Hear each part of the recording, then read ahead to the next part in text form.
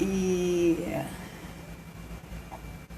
e o mais interessante que eu achei foi isso, né? Ele rompeu o medo dele, né? Através da tentativa e erro, ia, enfim.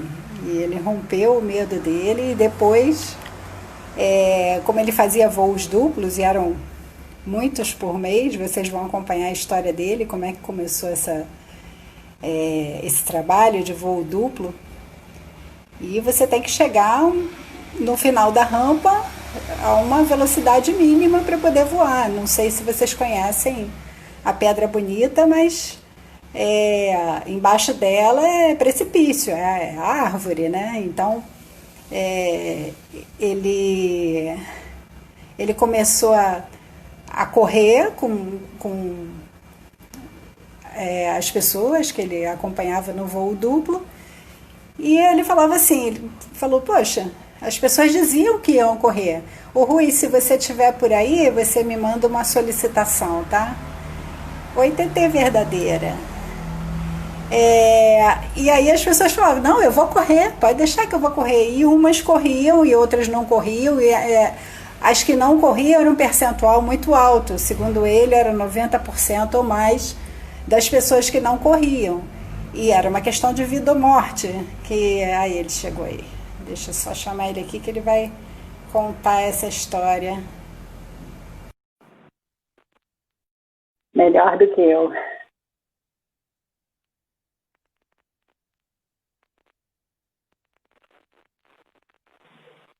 Tô entrando.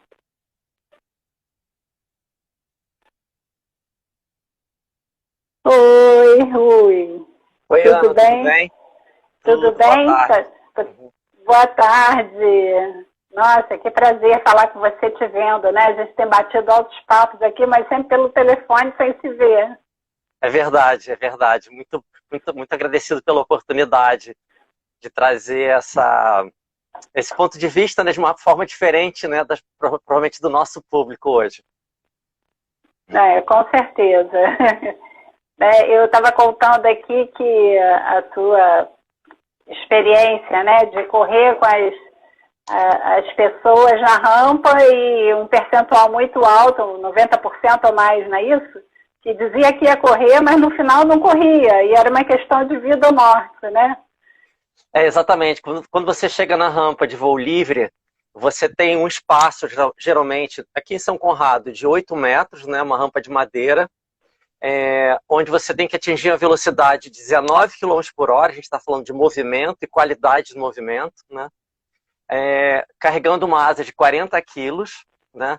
E se a pessoa ela não ajuda a correr, eu vou ter que atingir uma velocidade de 19 km por hora, levando, às vezes, uma pessoa com um peso de 70, 80 quilos, né? Onde, se ela não correr, a gente não tem sustentação e cai nas árvores. Pois é. E aí a gente está falando do circuito do medo. Um amigo meu, quando eu mandei o convite para a live, ele falou, nossa, eu jamais serei cliente dele porque eu morro de medo de voar. E aí eu queria que você contasse a sua história com voo, como é que começou. Então, eu morria de medo de altura, né? Eu acho que o meu curso deve ter sido o pior curso da história do país. Até hoje eu não sei porque que eu comecei a voar. Eu tinha 18 anos, né? E um amigo meu falou, Rui, eu quero te ajudar a voar, e você me ensinou a andar de windsurf, eu queria te retribuir. E aí, geralmente as pessoas aprendem a voar da rampa em 20 aulas, né? 15 aulas, né? Eu tinha tanto medo, mas tanto medo, Ana, eu demorei, assim, literalmente, umas 320 aulas. 10 vezes mais, né? Sim, exatamente. Eu sou a prova viva de qualquer pessoa pode voar ou pode aprender a voar.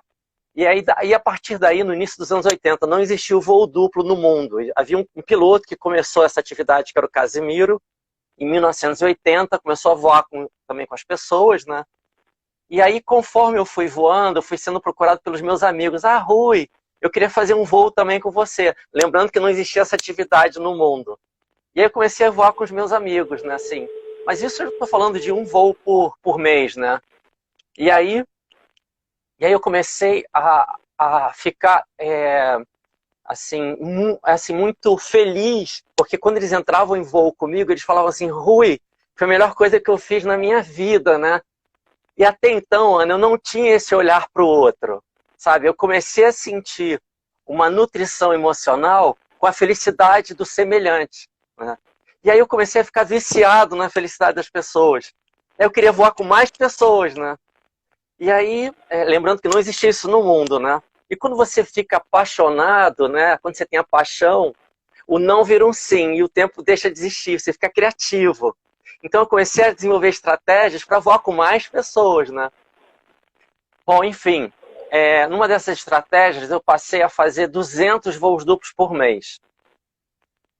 Imagina você lidar com a vida e com a morte de 200 pessoas por mês. 200 pessoas por mês, né? E aí eu notei, e aí esse efeito do medo, ele ampliou justamente a questão cognitiva lidando com o estresse.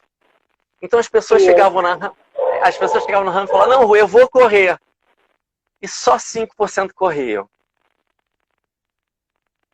E aí a gente está falando do circuito do medo, né? Eu queria que você explicasse um pouquinho, assim, tem algumas pessoas que são da área, mas a maioria não é.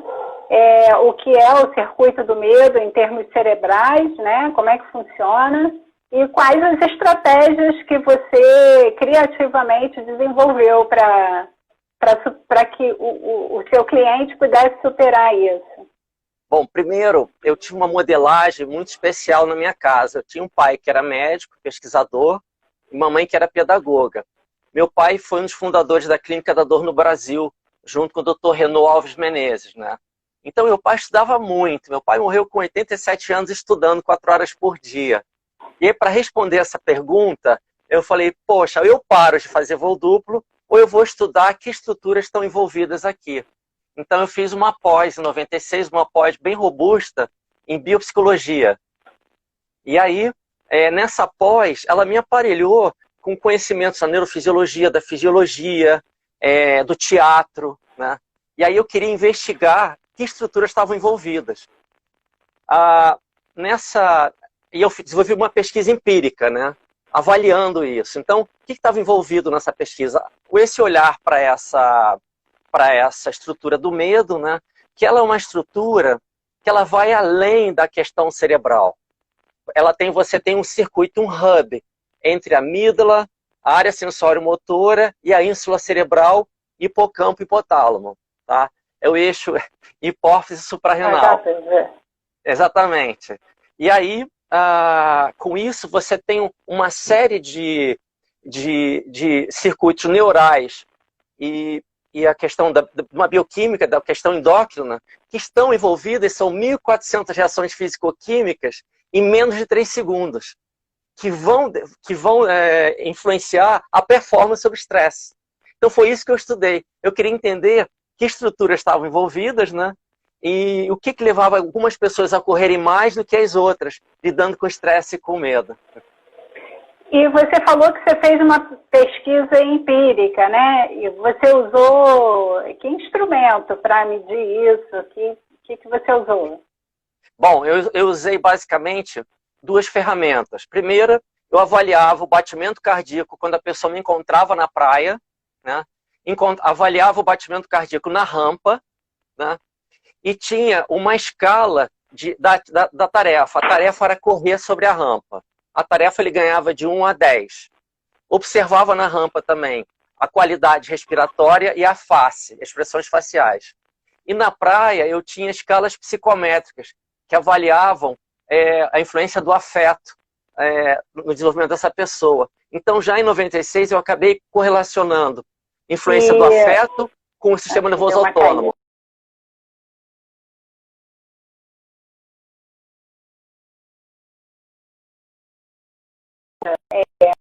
Da gestação até o momento atual, era isso?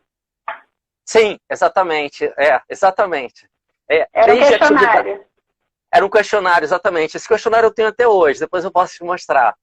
Ele envolvia justamente a qualidade das brincadeiras que essa pessoa fazia, como foi a qualidade da gestação e como era a modelagem emocional também parental.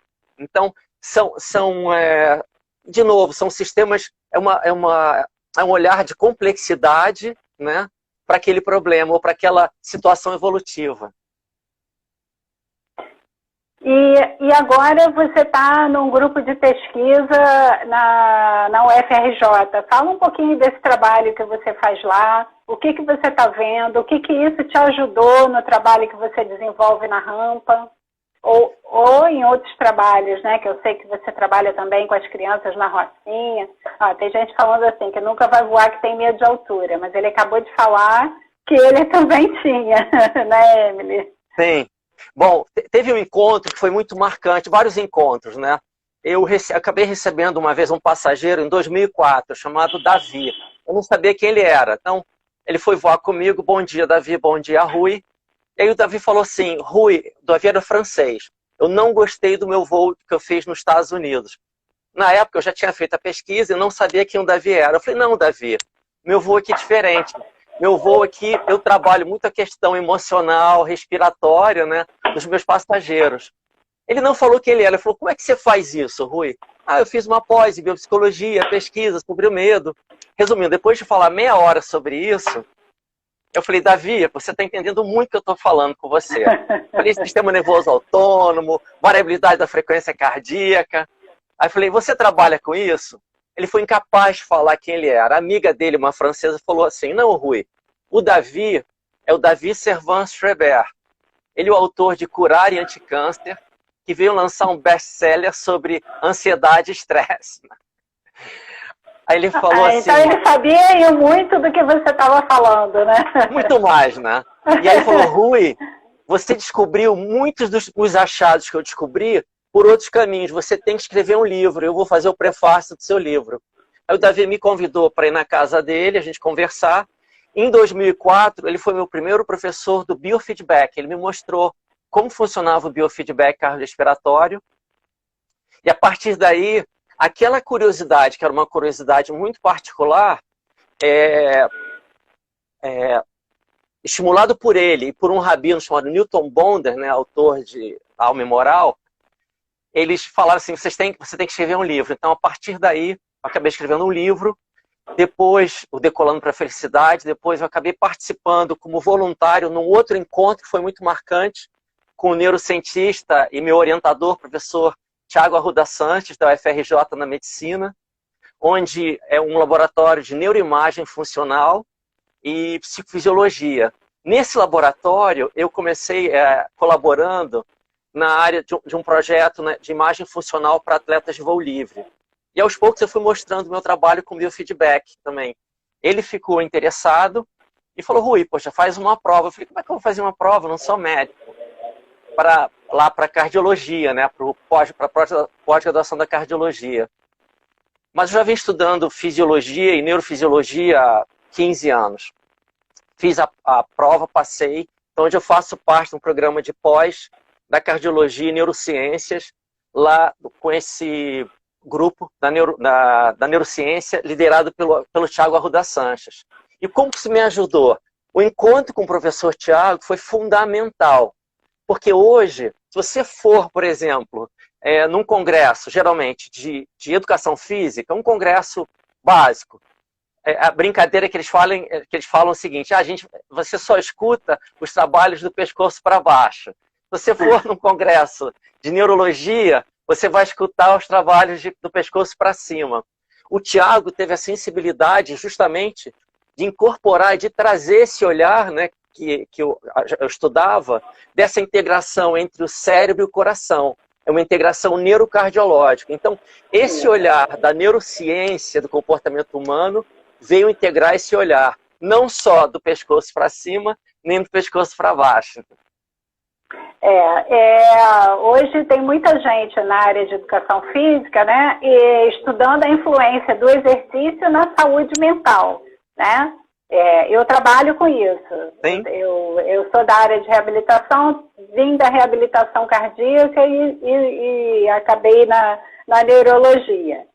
E aí eu queria que você explicasse aqui para os leigos a importância da variabilidade cardíaca como como uma mensuração dessa saúde, né, dessa integração corpo e mente, né, saúde mental, saúde neurológica e variabilidade cardíaca como instrumento de medida disso. Bom, a boa notícia é que o corpo humano ele é feito, ele é integrado por sistemas complexos. Né? O que é isso? Os sistemas complexos é você entender que você tem uma interação, por exemplo, de vários fatores do sistema cardiológico com o sistema neurológico. E se você tem essa complexidade, é importante que você olhe o corpo humano de uma forma sistêmica. Então, existem vários indicadores. Um deles é a variabilidade da frequência cardíaca, que é um biomarcador sistêmico. Ele é um biomarcador de saúde mental e saúde física. Tá? E quando a gente fala variabilidade da frequência cardíaca, já se associa ao batimento cardíaco. Não, não é bem isso. É a variação entre cada batimento. Nessa variação entre cada batimento, existe uma influência entre o cérebro e o coração, do sistema nervoso autonômico. Ou seja, você consegue observar, inclusive esse medidor é um medidor até de morte súbita, né? É um medidor de estresse. Através da medição e através de um treinamento desse medidor, você pode treinar em tempo real. Você consegue, por exemplo, influenciar a sua qualidade do sono, você consegue influenciar, por exemplo, que fatores podem influenciar a variabilidade? O gênero, masculino, feminino, a qualidade do sono, a idade, a qualidade das emoções. Então, isso tudo que você está falando é que pode influenciar a variabilidade de frequência cardíaca, certo? Isso, e consequentemente... São fatores que podem influenciar. Exatamente, e consequentemente influenciar o quê? A sua felicidade e o seu bem-estar. Então, o olhar para o bem-estar é importante que tenha um olhar sistêmico e não reducionista. Tá? Onde mais você pode ser beneficiado pelo treinamento da variabilidade? Doenças cardiovasculares, através do exercício, através de manobras respiratórias, né? Doenças respiratórias, doenças renais, dor crônica. Você pode alterar a sua percepção da dor crônica através dessa manobra entre o cérebro e o coração. Transtornos de ansiedade e transtornos de humor. Esses são os benefícios, né, de um treinamento da variabilidade, que ele, de novo, é um biomarcador indireto entre o cérebro e o coração. Tá. E que forma que a gente pode fazer esse treinamento? O que é esse treinamento, né? Ele é com base em quê? Que estratégia que a gente usa para fazer esse treinamento da variabilidade? Ótima pergunta. Eu uso esse equipamento chamado biofeedback, né, cardiorrespiratório. Você acopla, né, você faz a aquisição de dados, seja por um oxímetro, né, e geralmente as pessoas associam esse treinamento só a manobras respiratórias, o que é muito importante. Geralmente eu começo a minha sessão sem a pessoa olhar a tela e peço para ela acessar uma memória que traga a sensação de bem-estar, não de melancolia e nem de saudade, de bem-estar. Na hora que eu peço e ela acessa essa memória, o marcador da variabilidade começa a aumentar. Ou seja, acessar uma memória que traga a sensação de bem-estar, você já começa a influenciar a variabilidade. Então, a primeira estratégia. Segunda estratégia, exercícios físicos, né, mas conduzidos, né, por um profissional. Né, para que você não entre num estresse por exercício. Eu vou fazer exercício físico e vou melhorar a minha variabilidade. Não é bem assim. Por exemplo, se você tiver algum tipo de cardiopatia, fundamental que haja uma orientação dessa avaliação do exercício. Né? Bom, outras atividades... Só cardiopatia não, qualquer patologia, né, no caso. Qualquer patologia. Mas se tiver algum tipo de cardiopatia, principalmente o exercício físico, ele pode disparar e pode acentuar talvez aquela cardiopatia. Atividades que tragam a sensação de pertencimento. Por exemplo, atividades voluntárias, em programas voluntários, você inclusive acaba produzindo ocitocina. que é o neurotransmissor da resiliência, né? Então, você aumentando, trabalhando com projetos voluntários, aumenta a sua variabilidade. Eu observei, por exemplo, tem um estudo com pessoas que se dedicam a projetos voluntários, elas relataram que depois começaram a se dedicar a projetos voluntários, o sistema imunológico foi fortalecido. Entendeu? Então você tem manobras respiratórias específicas, chama de manobra de Valsalva. Aquela manobra que você inspira em 5 segundos e exala em 5 segundos. Ela acentua a sua arritmia sinusal respiratória. Embora tenha esse nome de arritmia, é um fenômeno que trabalha a sincronicidade entre o batimento e a respiração. E como é que você falou que trabalha com atletas também, né? Qual a forma que você usa com os atletas de fazer isso? Qual é a sua experiência, né, com atletas? Porque a parte emocional no atleta de alta performance é muito importante, né? Principalmente no momento que a gente está vivendo aí. Volta para o jogo, não volta para o jogo. Vai jogar, não vai jogar. Então, qual é a sua experiência com o atleta aí? Bom, que você tem?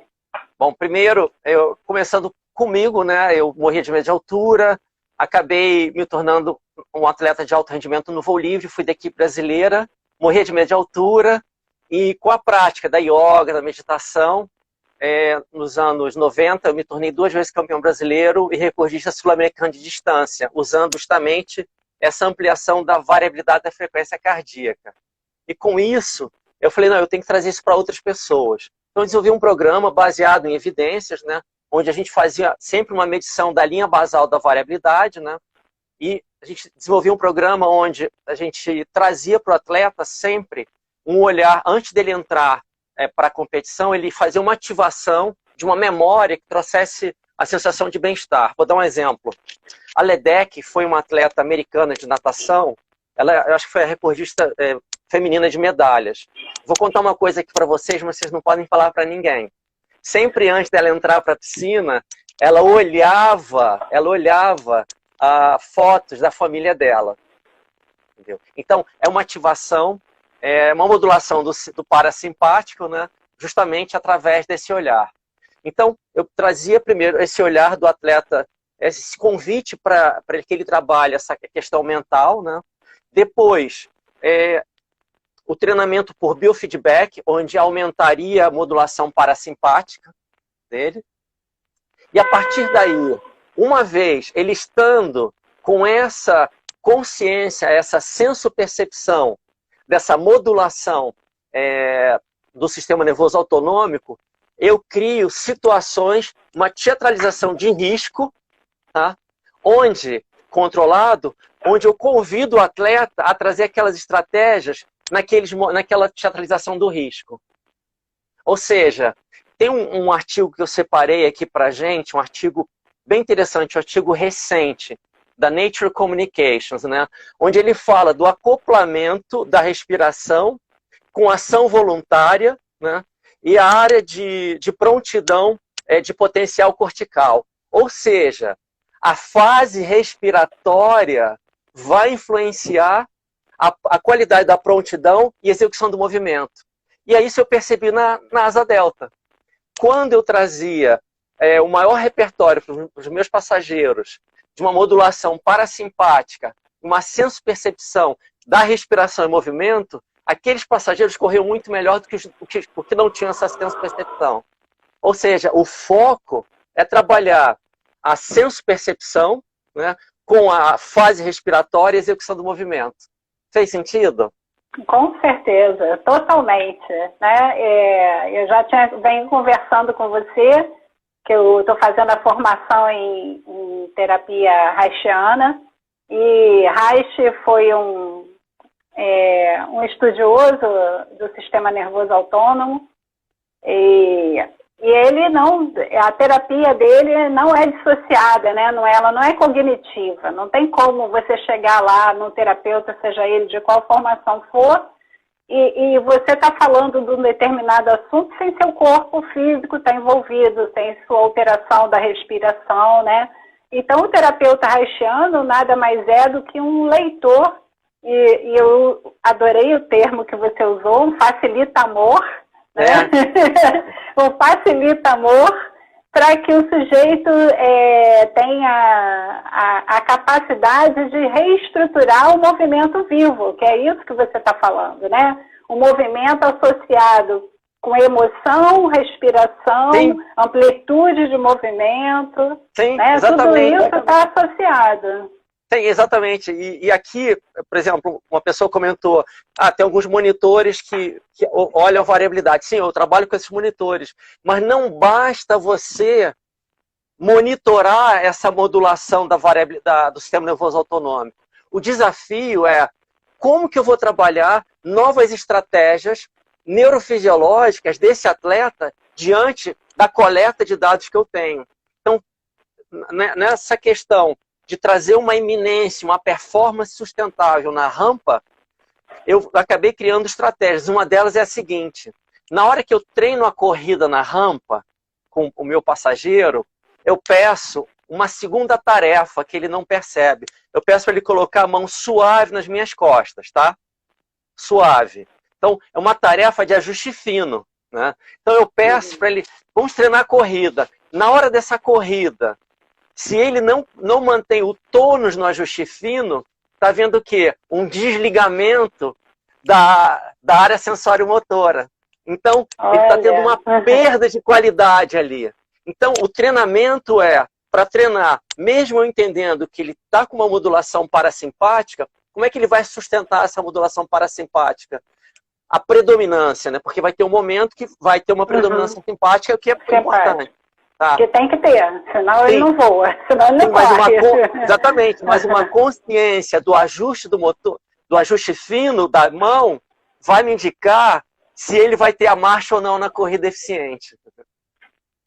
Assim. O ajuste fino dá a condição mental dele, digamos assim, né? A condição, o quanto ele está envolvido mentalmente, né, naquela tarefa. Sim, com a integração do movimento. Entendeu? Quando ele começa a ter um desligamento da área cognitiva, ele não consegue manter o tônus suave nas minhas costas. E as mãos vão virando garras. Entendeu? E aí eu retiro ele da rampa, trabalhamos mais uma vez uma modulação parasimpática com a execução do movimento. Tá? Nossa, muito lindo isso. Quem me ensinou isso também, eu fui procurado uma vez por uma família muito especial, a família Prudêncio, do Vitor. O Vitor teve um AVE com 16 anos de idade, acabou em função de uma má formação congênita, né? E aí o sonho do Vitor, ele já estava sendo muito bem assistido pelo Sara, pelos fisioterapeutas. E o sonho do Vitor era apagar um bolo de aniversário, porque ele teve severas sequelas, né, de fala e de marcha. E aí, falei, olha, eu não sou fisioterapeuta, o que eu posso fazer é trabalhar a parte do estresse com ele, né? Ele já estava sendo muito bem assistido. Quando eu fui fazer a aferência da variabilidade, a variabilidade era muito baixa e o batimento dele basal era 136. Nossa. E aí a minha hipótese era, em função das evidências, dos estudos, se eu de alguma forma aumentasse a variabilidade do Vitor, alguns movimentos poderiam surgir. Então, naquela primeira semana, quando a gente fez a sessão com biofeedback, a família me mandou um vídeo dele apagando a vela do aniversário. E a partir daí... Na primeira semana de trabalho, né?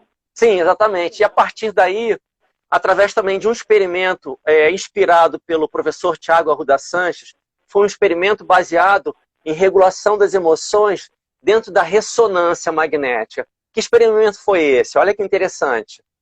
A gente utiliza figuras aversivas, né, para avaliar a excitação da amígdala cerebral, para ver se você está muito impactado pelo estresse ou não. Então, primeiro round é você coloca as figuras aversivas e a amígdala cerebral aumenta o tamanho, é mais reativa.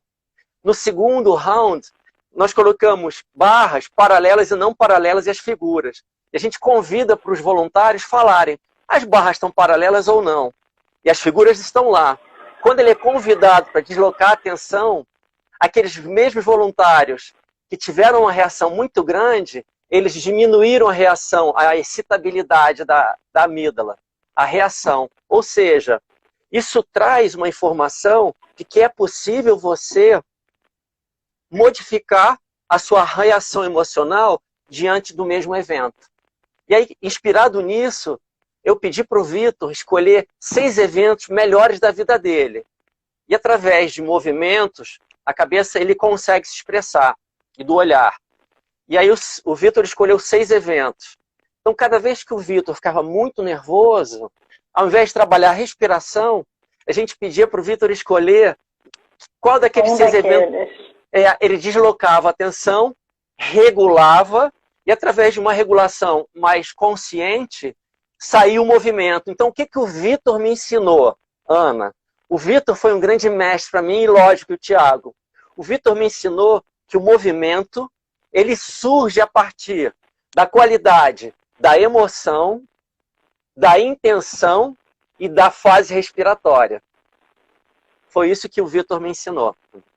Quantos anos o Vitor tinha quando você fez esse trabalho com ele? 18. Comecei com 18. Ah, e eu então acabei... era recente, né?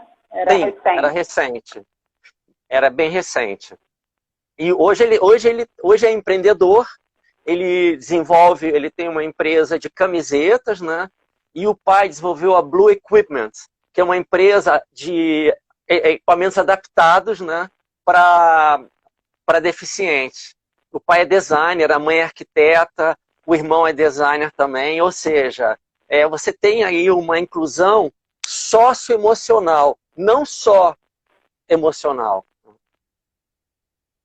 Tenho aqui, peraí, utilizei o biofeedback com o psicofisiologista Luiz Cipião Ribeiro, com atletas de equipe de futebol profissional no Flamengo. E o treinamento teve excelentes resultados e depois usaram no Remo também. Né? Acho quem é o Eric? No Flamengo também. Eu não estou conseguindo ver quem. Que tá alguma coisa de música. Acho que é o professor Paulo Figueiredo. Excelente, excelente, exatamente. E aí, mas o desafio é justamente, além de você trabalhar o biofeedback, você... É como, por exemplo, a gente fala muito sobre yoga, né? Então, a yoga, às vezes, você tem um aprendizado da yoga, hoje é o dia da yoga, né? O aprendizado da yoga entre 4 paredes. O desafio é trazer esse aprendizado para a vida. Vou dar um exemplo. Por exemplo, eu tinha também um paciente que a gente estava num programa de performance, né? E cada vez que eu encontrava com ele, a gente avaliava a linha basal da variabilidade, a linha basal cada vez diminuía. E não era possível. Ou ele estaria com algum tipo de patologia, né? Encaminhei ele para um endocrinologista, estava tudo bem. Mas toda vez que eu encontrava com ele e fazia a linha basal, a variabilidade era menor. Até o dia que a gente está fazendo um treinamento com biofeedback e ele atendeu o celular. Quando ele atendeu o celular, eu percebi que quando as pessoas... Aí eu não vou dar uma pista para vocês, tá? Vou até falar agora. Quando você atende o celular, você entra numa apneia involuntária. E cada vez que você faz uma apneia involuntária, existe uma diminuição da variabilidade. E ele atendia tantas vezes o celular que aquilo era como um ralo da variabilidade da frequência cardíaca. Ou seja, eu acabei montando uma yoga do celular. Como atender o celular. Respira antes e durante, né? Então, vamos lá, Ana. Antes, a intenção. A intenção. Traz uma intenção antes de atender o celular. E é como uma yoga 24 horas por dia. Inicialmente, pode parecer pedir demais para as pessoas isso, mas é um treinamento. Entendeu? Então, o benefício que você tem em atender um celular que está ali. Você pode... se beneficiar antes do celular, a vida era bem mais difícil, entendeu?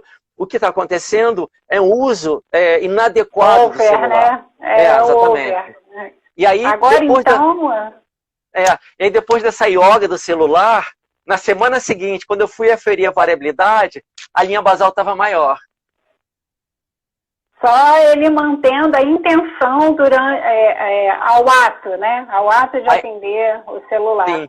A intenção... Isso, Rui, a gente está falando de neuroplasticidade. Né? Sim, exatamente. Exatamente isso que a yoga propõe, né? A yoga propõe isso. Né?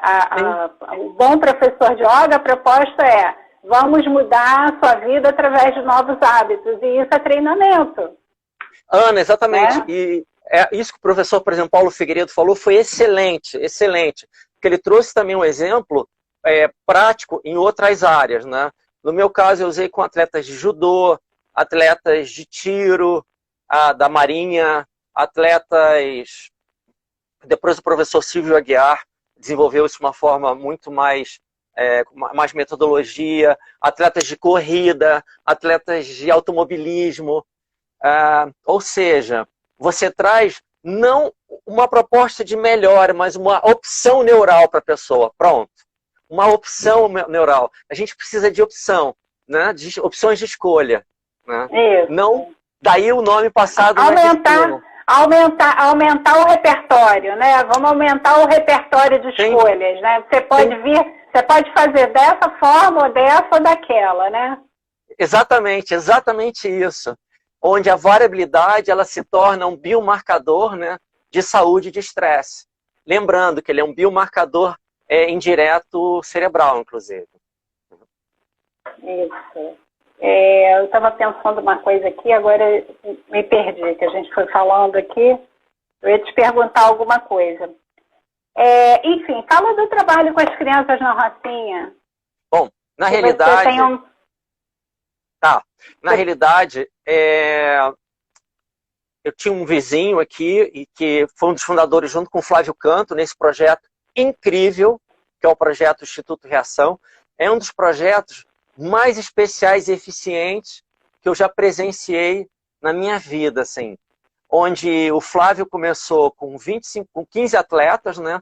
Hoje são 2.500 atletas em vários polos diferentes. E aí, um dos projetos aqui na Rocinha, perto onde eu moro, em São Conrado, eu queria trazer de volta um pouco do que a vida trouxe para mim, né? Como uma gratidão. Eu falei, Flávio e Jô, né? E Duda, vocês têm atletas que às vezes treinam muito bem, mas nas competições de atletas de judô eles perdem performance? Aí os olhinhos deles brilharam. Temos sim. Aí me indicaram 6 atletas, né? Então eu adotei 6 atletas, onde eu desenvolvi um programa chamado Pódium, que é um programa usando variabilidade, yoga e teatralização do risco. Então ele não é só o biofeedback. Tá? O biofeedback é a cereja do bolo. Mas a gente é o treinamento, né? É o treinamento desse contexto, que eu dei o nome de Pódium, né? Então, desses 6 atletas, um ano depois, dos 6, 5 se tornaram campeões brasileiros. Né? E aí veio o Fulvio Miata, que foi treinador da seleção brasileira de judô, e o Fulvio me recebeu muito bem. Rui, vamos continuar o treinamento. Então, como é que constava esse treinamento? Quinta-feira eu fazia o atendimento com biofeedback, de 10 a 15 atletas por dia. E na sexta, eu montava as dinâmicas de teatralização do risco, usando nessa teatralização movimentos do judô, fazendo o acoplamento da variabilidade da frequência cardíaca, entendeu? Aumentando a arritmia sinusal respiratória. Entendeu? Então, uma coisa teoricamente bem simples, né? Mas... Sim, sim, exatamente. E aí, a partir daí, a gente se encontrava com 60 atletas toda sexta-feira à noite, entre 50 a 60 atletas, numa sexta-feira à noite na Rocinha, durante 3 a 4 anos. Entendeu? Trabalhando essa metodologia, avaliando as evidências da VFC, treinamento, avaliação da VFC de novo. Então você observava, através de evidências, um aumento da variabilidade, né, através do programa. Né? E é lógico, é um programa transdisciplinar, onde você tem a questão da preparação física, né, orientada pelo professor Paulo Caruso. Hoje já tem psicólogos, eu acabei indo participar de um outro projeto no Andaraí, em creches municipais em áreas de vulnerabilidade também, né? Mas, voltando, o que você via com alguns dos depoimentos desses atletas? Teve uma atleta que ela tinha um desafio grande em provas de inglês, né? Aí um dia ela chegou para mim, Rui, tirei 10 em inglês, agora eu estou conseguindo acessar a minha memória, né? E essa atleta era uma atleta que antes de todas as competições, ela chorava muito, mas muito. Acabou se tornando campeã carioca também. E não é só isso. Além da questão da mensuração da medalha, você observa também um desenvolvimento, um engajamento socioemocional, entendeu? Onde você observa também o engajamento também. Esses atletas também, o que é uma vantagem muito grande do projeto Reação, é o encadeamento também com universidades. Então, esses atletas passaram também a entrar para as universidades, quebrando um ciclo vicioso na Rocinha, onde você tinha o atleta, o indivíduo fazia 21 anos, né, morria no tráfico. Lá não. É como se fosse uma grande boia de salva-vidas esse projeto. Isso, dando continuidade a todo o aprendizado que ele adquiriu ali, né? Sim, exatamente. Integrando e quebrando esse ciclo vicioso, né? Criando um ciclo virtuoso, entendeu? Onde, ao invés de irem para o tráfico, eles iam para as universidades, né? Foi, inclusive, um desses atletas que me inspirou também a criar uma dinâmica no voo livre, que chamo de yoga no céu. O Léo, ele vinha fazendo os treinamentos, né, um dos melhores atletas do Reação, mas nas competições perdia a performance. Aí eu falei, o que mais que eu posso fazer? Porque eu acho que nós somos eternos insatisfeitos, eu acho. O que a gente pode fazer a mais para melhorar, né? E aí eu falei, Léo, você já voou alguma vez? Ele falou, eu não, Rui, eu não tenho dinheiro para voar. Não, você é meu convidado, né? Isso acho que foi em 2011. Falei, Léo, vamos fazer um voo de asa delta. E aí nós entramos em voo com o Léo, isso tem filmado. Durante o voo, eu pedi para o Léo abrir os braços soltando o ar. E o Léo tinha uma questão de autoestima, autoeficácia. Imagina ele abrindo os braços, soltando o ar. Aparece no vídeo ele com um sorriso lindo, lindo, né? E aí eu convido o Léo para assumir o comando da asa. Então eu solto a barra da asa. A asa voa sozinha, tá? A asa é feita para voar sozinha. Eu solto a barra da asa e convido o Léo para assumir o comando da vida dele. Quando o Léo assume o comando e faz a primeira curva, ele traz um sorriso lindo, Ana, lindo. E aí quando ele traz esse sorriso, é o sinal que ele me deu. Eu falo, Léo, se você pode voar, você pode qualquer coisa. Aí o Léo posa, vai para o Campeonato Brasileiro, foi vice-campeão brasileiro, ele só perdeu porque ele foi arrumar o kimono sem pedir autorização. E aí na segunda-feira ele me ligou assim, Rui, eu só me lembrava de você me falando que se eu posso voar, eu posso qualquer coisa. E o Léo se formou em Educação Física. Ah, que lindo, que história linda, né? Que história de amor, Rui. Estou emocionada aqui. Sim, e aí, exatamente, ele que me inspirou esse nome, Passado Não é Destino. Entendeu? Passado Justamente, não é destino. Que é uma forma carinhosa de falar sobre neuroplasticidade. Eu me lembro num encontro que houve lá com os pais do projeto, né? Então, cada professor na época tinha que apresentar o trabalho que você fazia, né? Imagina, tinha 800 pais lá. O que eu vou falar para eles? Sobre neuroplasticidade? Eu falei, não. Aí eu perguntei para os pais, né? Vocês já viram aquele desenho animado Madagascar? Você já viu aquele desenho Madagascar? Já, né? Já. Tem uma parte quando eles estão na ilha que a zebra faz um papel de coaching com o leão. O leão está meio cansado e eles começam a correr. Ela pergunta, quem é o leão? Quem é o leão? Ele está cansado. Mas quem é o leão? Quem é o leão?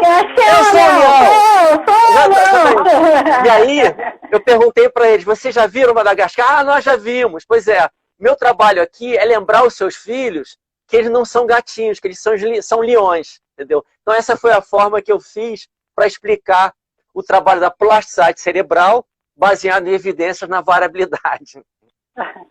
Que lindo. Gente, se vocês tiverem alguma pergunta, tá? Aproveitem o Rui aqui, porque nós temos mais 15 minutos só. Né? E eu vou voar com você, tá? Vamos. E a gente já vai tá fazer... marcado. E a gente vai fazer a yoga no céu. Então, o movimento da yoga no céu, olha que legal. No movimento da yoga do céu, lembra que eu te falei desse artigo do acoplamento da respiração, né, numa prontidão da ação, né, na parte cortical. Ou seja, quando você, na asa, você puxa a barra para você, a tendência qual é? Ativar o circuito do medo e parar de respirar. Né? Então, imagina se você, nesse movimento suave de puxar a asa para você e a asa começar a cair, você soltar o ar. Isso. E quando você empurra a asa, você inspira. Você explica para o circuito do medo de uma forma neurovisceral que está tudo bem. Entendeu? Então, eu acabei apresentando isso de uma forma informal no workshop mundial de neurociência do trauma para o professor Bessel van Kolk, né, que é uma das maiores autoridades em neurociência do trauma. Ele ficou muito entusiasmado. Ele falou, Rui, eu acredito no seu trabalho, porque quando você traz um movimento com uma modulação vagal, você pode conseguir a modificação dessa informação no circuito do medo. E aí você desloca o quê? Você tem uma regulação da emoção pelo deslocamento da atenção. E aí a gente volta para o trabalho do professor Tiago Arruda Sanches. Nossa, que lindo. Lindo trabalho. Eu não sei se o professor Dr. Marco Porcini, ele é neurologista e especialista em ELA, esclerose lateral amiotrófica. Né? O meu ex-marido teve esclerose lateral amiotrófica. Eu cheguei a te procurar para a gente fazer um voo, mas ele era muito pesado, e ele já não estava fazendo movimentação de perna, você falou que havia risco. Eu acho que seria incrível a gente fazer uma ponte de um trabalho de voo livre para os pacientes com essa patologia, né? Para trabalhar o circuito do medo, trabalhar a variabilidade, fazer um trabalho com eles, lógico que não com voo, né? Ana, dá sim. Eu cheguei a fazer um trabalho parecido assim com a minha mãe, que tem Parkinson, né? Foi bem interessante. Como é que eu criei essa teatralização do risco com ela, tá? Quando ela não era cadeirante. Existe uma bola de equilíbrio. Você tem uma bola que você trabalha propriocepção. Qual? Bozu? O Bozu da propriocepção. O do Bozu. Então, eu pedia para ela colocar um pé em cima, né? E quando eu apoiando ela. E quando ela subia no Bozu com outro pé, eu pedia para ela, você trabalha a teatralização do risco, né, do equilíbrio. Eu pedia para ela fazer a manobra respiratória e oferecer aquele movimento para a saúde dela, entendeu? Então você tem realmente uma sustentação da variabilidade, mesmo numa teatralização do risco. Com isso você consegue trabalhar o circuito do medo de uma forma controlada. Seria isso? Isso, exatamente. Eu tenho uma amiga que o pai dela já está na cadeira e ela perguntou se você faria o voo duplo. Ele é magrinho, pequenininho, sem correr. É possível, não? Sem ele correr? Se tiver autorização do médico, né, com parapente é possível. Com parapente é possível, mas num dia muito especial. É um dia que acontece a cada 10 vezes no ano, mas é possível sim. Eu fiz mais de 40 voos com cadeirantes, entendeu? Nossa, que lindo. Então vamos lá, vamos ao Respireis, que o Dr. Gervaer,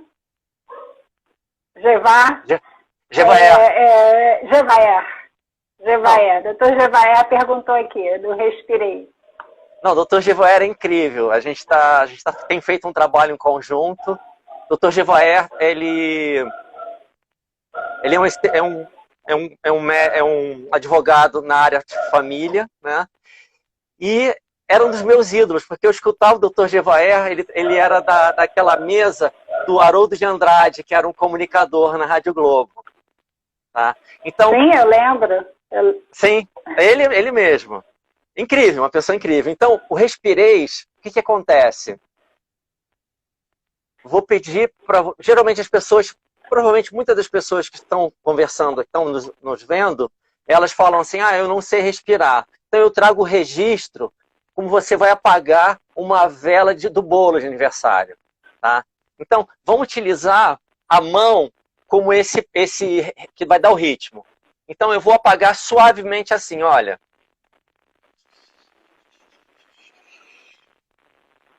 Só nesse movimento você começa uma modulação vagal. Então você inspira e sente o aroma de uma flor, menos, e exala mais fazendo a modulação vagal, soltando o ar. E aí você acrescenta, inspira confiança e devolve essa confiança para as pessoas que você gosta. Ou seja, você cria uma qualidade na intenção, na manobra respiratória. Então, essa modulação vagal, ela consegue explicar para o teu cérebro que está tudo bem. Tá?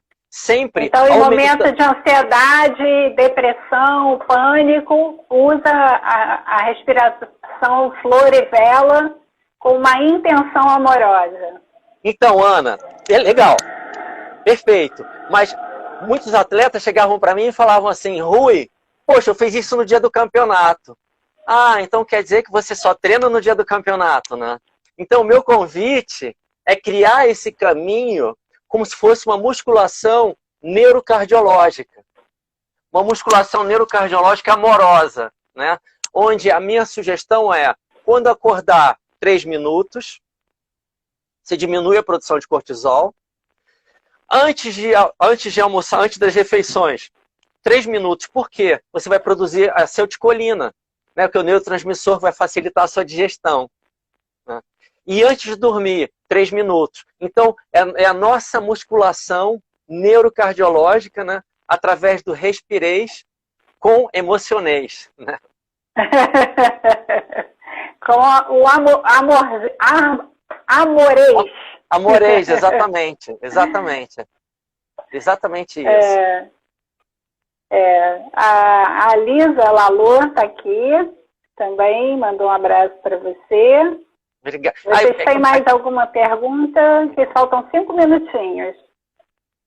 Você gostaria de falar de algum assunto que a gente não tenha abordado? Não, assim, primeiro agradecer a essa rede nossa de conhecimentos, né? Porque agradecer é reconhecer que o eu começa antes de mim e termina depois de você. Entendeu? Então esse agradecimento ele é fundamental para que essa rede de conhecimentos continue de uma forma ilimitada, né? Favorecendo a evolução da nossa espécie. E não só dos seres vivos, também para os seres inanimados também. É só esse agradecimento e pela oportunidade de te dar os parabéns pelo teu trabalho e pelas pessoas que você tem também me indicado, que eu estou aprendendo demais com todas, entendeu? Que bom, Rui. Um prazer enorme falar com você. Vamos ver se a gente se vê pessoalmente, né? Depois que acabar essa loucura aí. O professor Altamiro também tá mandando um abraço para você. Incrível, professor Altamiro. Obrigada a todos por participarem aqui. É realmente uma rede de amor.